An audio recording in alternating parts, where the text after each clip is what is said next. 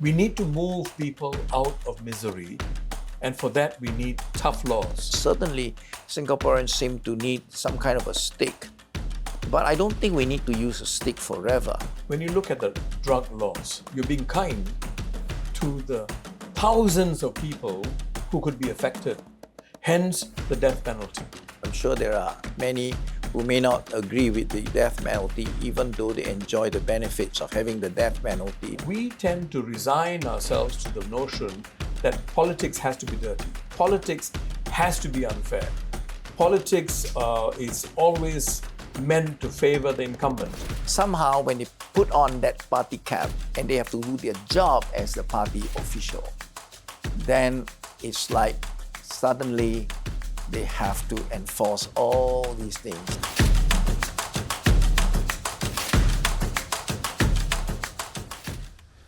Hi, William. Hey! Thank you for making time to join us Thank you, man. Inconvenient Questions. My pleasure. One of our signature drinks, that's a Nanari Sherbet. It's got basil cheese, it's got yuzu, and some Nanari roots. This one is a raw mango margarita, a very refreshing drink for you. Thank you, Karthik. Cheers. Cheers. You have often written and talked about why can't there be kindness in so many aspects and facets of our lives. Yes, I do. Last year in October, you gave a lecture, Yes. I understand, at the Lee Kuan Yew School of Public Policy. A lecture on why can't we have more kindness incorporated into public policy. I actually posed a question. Is there room for kindness in public policy? Now, is there? Of course. Of course you'd say that. Yes. Now, were you kindly received this message? I was. I have not heard anyone raising any loud objection to it.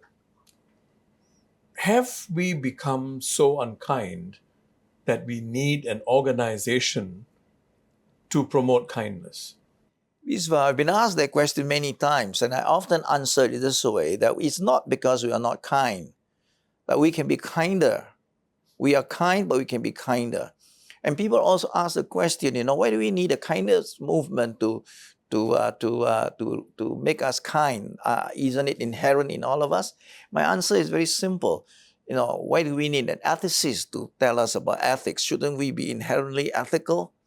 Why should we have laws on perjury to remind us that when we take an oath, we shouldn't lie? Shouldn't not lying be part of our life? Because we're human. We tend to forget and we tend to cut corners. And so all these movements and laws are to remind us that we can be a better version of ourselves. And remind us not to lose it. That's right. So it begs the question then, what do you think will happen to a society that systematically starts to lose kindness? And I don't want to live in that society to begin with, because I'll be watching my back all the time. And I cannot trust anybody because, everybody is there to be unkind to me. I mean, it's a horrendous thought. But can you imagine living in a world where there is no kindness, where we don't talk to each other? Well, some days I feel that I'm already living in a world like that. Well, that's very unfortunate. But truth be told, you can see kindness everywhere if we open our eyes. All I'm saying is that we can be kinder. Singaporeans are actually pretty kind. Look at Singaporeans responding to natural disasters and other tragedies that we get to know. But we don't initiate. Most of us don't initiate. We don't smile. We don't say hello. Why do you think so? Well, that is something I'm trying to get my psychologist friend to help me answer that. I don't know. Some but people say it's because we are shy. That's an excuse. You're shy, because you're uncomfortable with the attention that comes your way. Maybe. But again, let's not give ourselves too many excuses. We should try to think about, maybe we should just help each other explore ways and means to, in our program, we are neighbors by chance, friends by choice. Why can't neighbors start talking to neighbors and get to know each other and so become friends, so that we don't report to the police the moment we have a noise problem? We don't start to prejudge a person just because he's a different color and different language, just because we don't like the way he looks. Because we are friends, we won't do that. So Again, I think that's why the kindness movement exists, to remind people that there are other ways of showing kindness to one another. So why is there not enough kindness in our public policy making in Singapore? I think we do have policies that are obviously kind. Just give you an example. I think trade return, when we decide to enforce it, it's actually you being on the kind. committee. Yes. I was the co-chair of the trade return committee. And when we eventually decided to enforce it, that's being kind, because we are kind to the many seniors who are working in a hawker center. Carrying all this thing is pretty burdensome.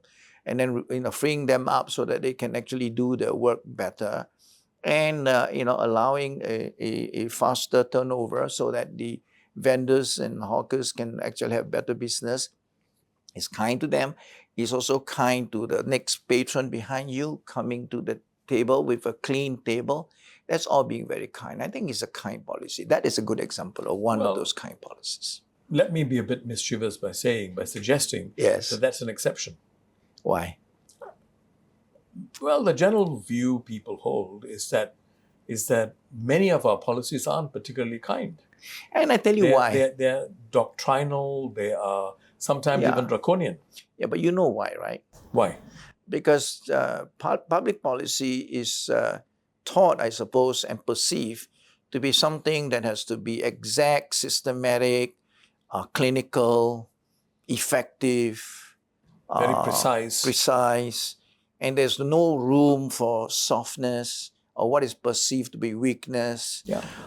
There's Kindness no room. can be taken for weakness. That's right. Right? And it's very transactional. Mm-hmm. And kindness is actually relational. And kindness takes care of the personal relationship, the nuances of the different characteristics of people, and their needs are different. So you need to pay attention to individual needs. But general policy is of general application. So my quarrel with policies is not so much the making of the policy. My complaint is more about the way it's implemented. Okay. The implementation. The implementation can be a bit unkind, simply because I think many of the implementers don't feel empowered to make exceptions. I thought you were going to say many of the implementers are not particularly kind people. Well, I wouldn't go that far. I think that they may well be kind, and they may be thinking, I want to make an exception to this, but should I? What if there's too much trouble involved in it? What if I make a mistake about it, and am I going to pay for it? I think that is all this fear. So as a result, we just follow by the book. And as a result, it comes across as very cold and impersonal. Most of the people who are involved in policy formulation are civil servants and political office holders. Yes. Right.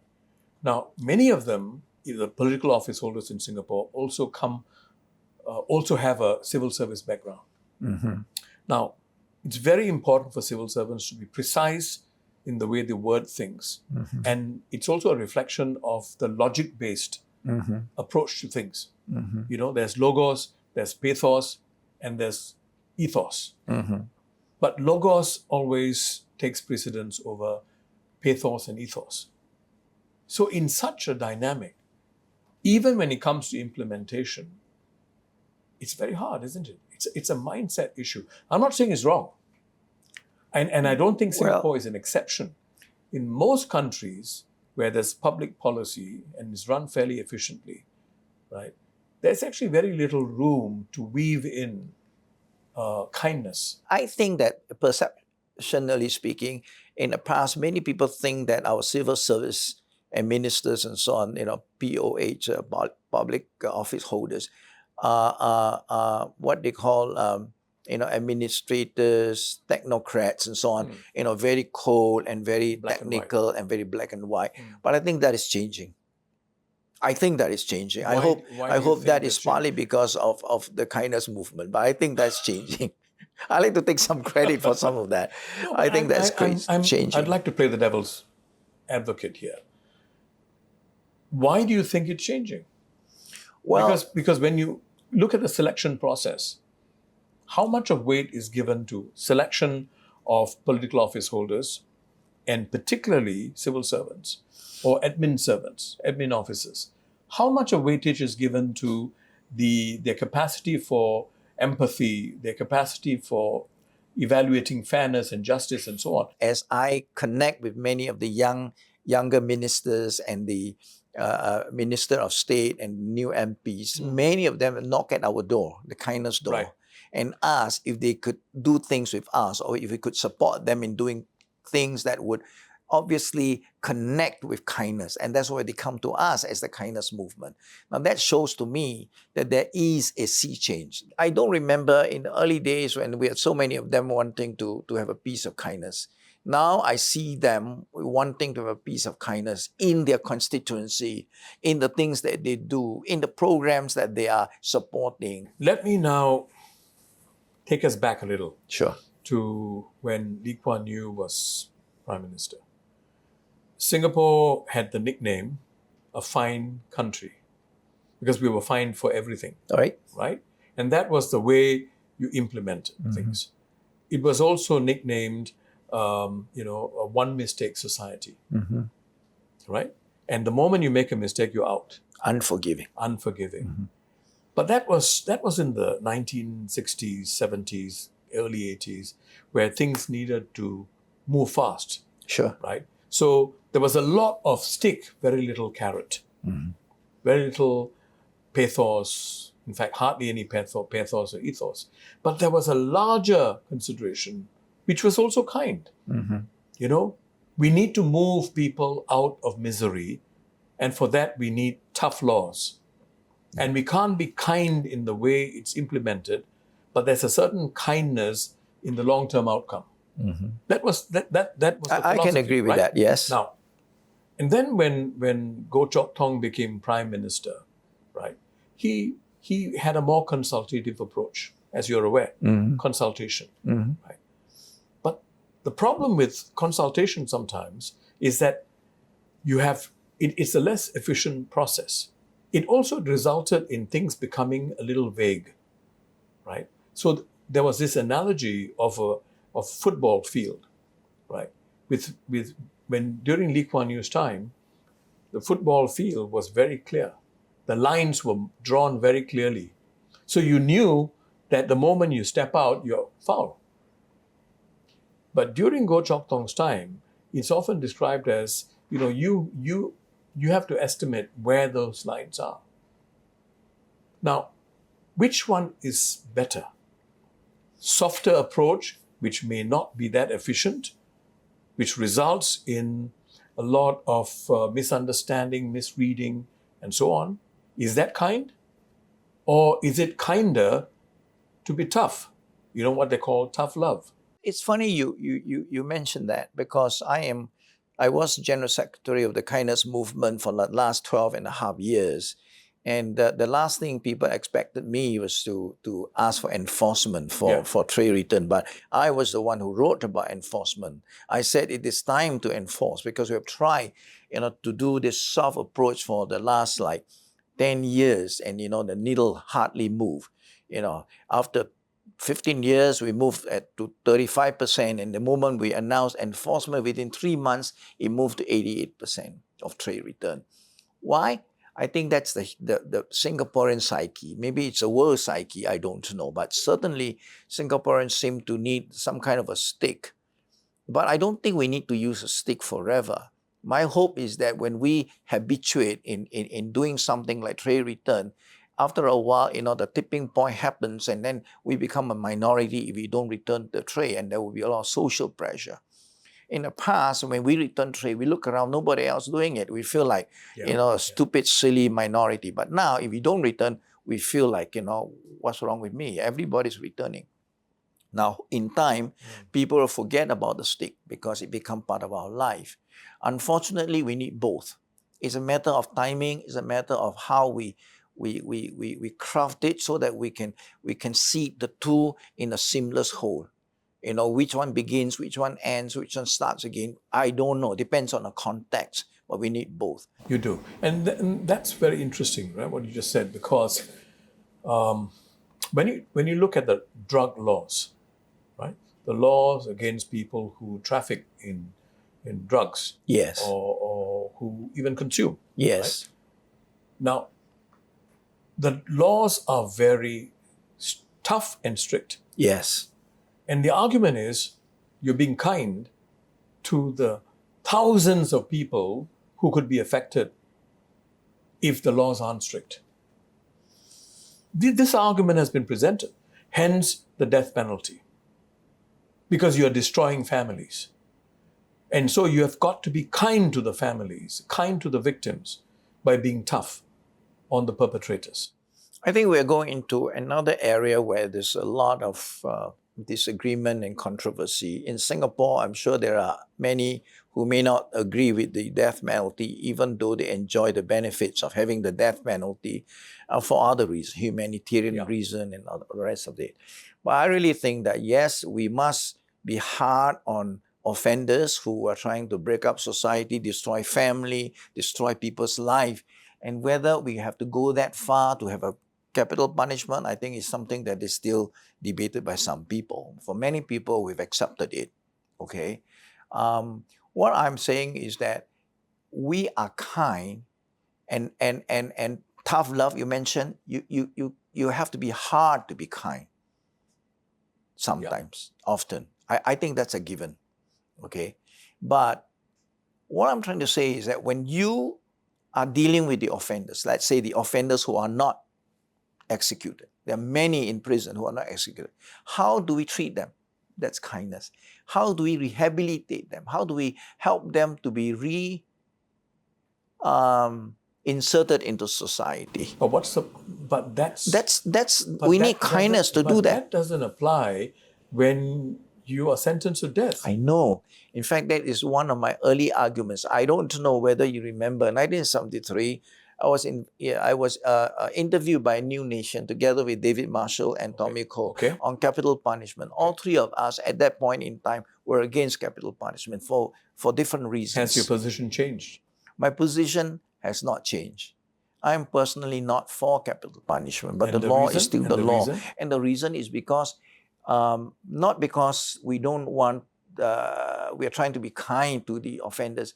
The reason is because the law and the structure of justice is so human. We are liable to make mistakes. And if we make a mistake as a miscarriage of justice, one offender, that offender, if we found out later on that we made a mistake, there's no way that we can bring him back to life. That is my concern. And there is no kindness in the sense that you're not giving that individual a chance to rehabilitate. That's right. And re-enter society. That's right. It is a given. If the person is not dead, we must do everything we can to win that person to this side, of the line. As a lawyer, yeah, William, have you had any occasion where you were able to persuade the judge or the prosecution? This young man, 40 years old, was found homeless. He was an architect by profession, but was suffering from schizophrenia. Ended up homeless because he didn't take his medication, and his family were in Malaysia, and he ended up, unable to keep his job and became unemployed and homeless.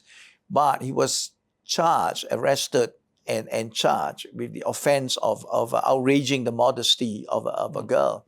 And he's got precedent. That means he's been caught shoplifting before and so on, and been sentenced.